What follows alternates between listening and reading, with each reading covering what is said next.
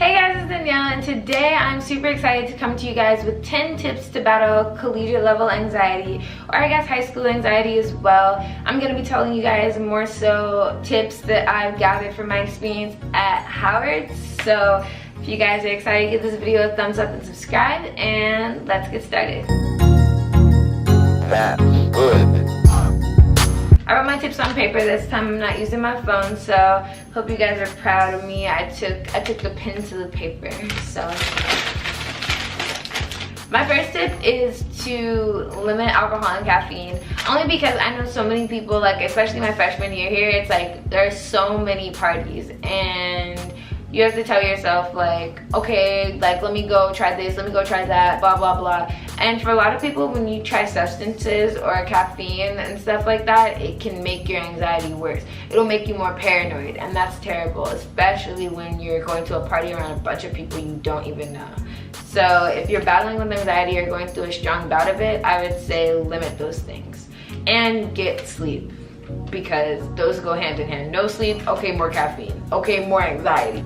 Number 2 is to take deep breaths. And this is helpful for me because like I get tense in my body, so I'm like this, and it's like if I realize I'm tense and it's like a big like I let it go. So it's so helpful, especially like if you're in class or something like that and you realize you're kind of tense, just go ahead and take a deep breath and it'll help you more than you know. Number 3 is to get involved with something, and it'd be cool if it was something that kind of took you away from home, you know, if you can. Like for me, if I have to work on Saturday or Sunday, it's like I have to get out of my room and go to DC. So it takes me out of my comfort zone a little bit, like, because of course I love to be in bed all day. And I'm not saying work is my involvement, but use that as an example for the involvement that you choose. I know there's a YouTuber and she gets anxiety, and she's a full-time YouTuber, so actually having a job brings her out of that anxiety. So if it's a situation like that, like I totally endorse it. 4 is exercise, and with this, basically science says dopamine helps with anxiety. Exercise creates dopamine, so you gotta exercise. I don't really do this as much as I should, but for people that are more athletically inclined or that want to try a healthier lifestyle, like exercise will also help with your anxiety. Number 5 is probably one of the most important tips. It's to get visual anchors, and for me, I have some bracelets which I'll show y'all right here. I talked about them in a video a little bit ago, and they help me with my anxiety a lot because they remind me to stay balanced, and it's just sort of a mental thing that really helps me. And then the other one helps me stay connected, you know, and everything like that. Like, they're just very helpful for me. But some people, it might be candles, it might be little, you know, totems, it might be anything. But get you a visual anchor that helps and use it. Like, believe in that, you know, it really is helpful. 6 is to postpone your worries, and this one's kind of funny because it makes sense, but you don't think about it that much. Sort of like how we say, oh my god, I'm gonna do my homework later. Tell yourself, oh my god, I'm gonna worry about that later. And it's funny, but it actually works.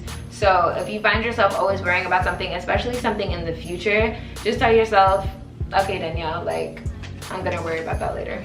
Number 7 is ask yourself what's the worst that could happen on a 1 to 100 scale. And this one, I think, goes both ways. If you are less dramatic and more pragmatic, I would say do that. Assess your worry on a scale of 1 to 10, and if it's below 20, you've got to throw it out the door.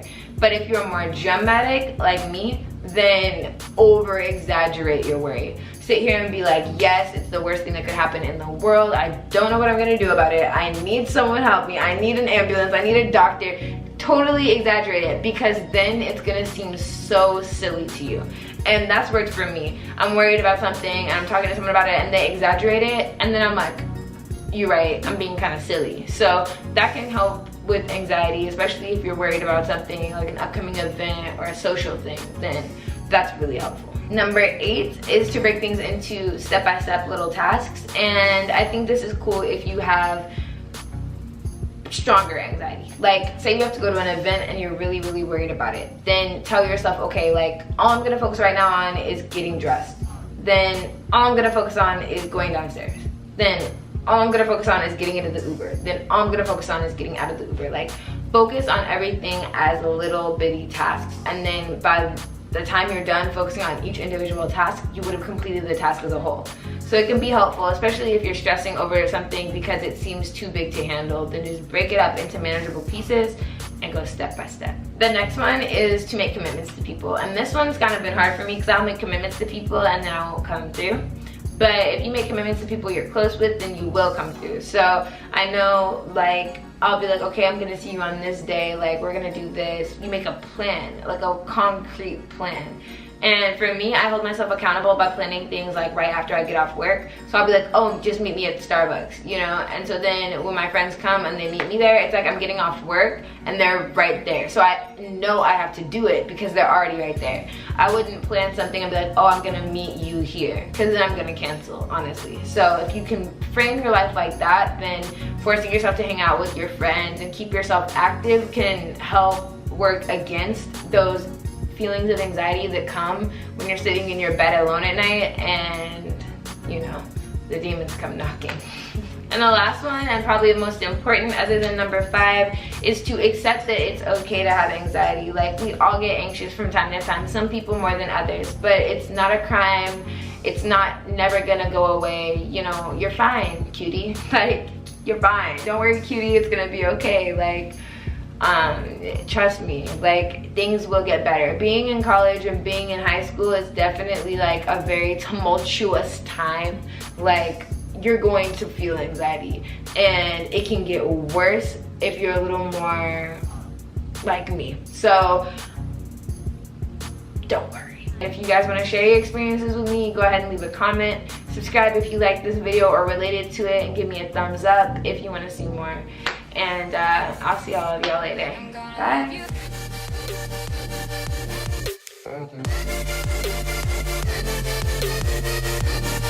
I'm gonna love you. I'm in New York right now. It's like 4 in the morning. I'm outside. I don't know why I'm outside. It's not smart. But I figured I would just look around because I've never been to New York. But I mean, what am I saying? Times Square, which is cool, but like,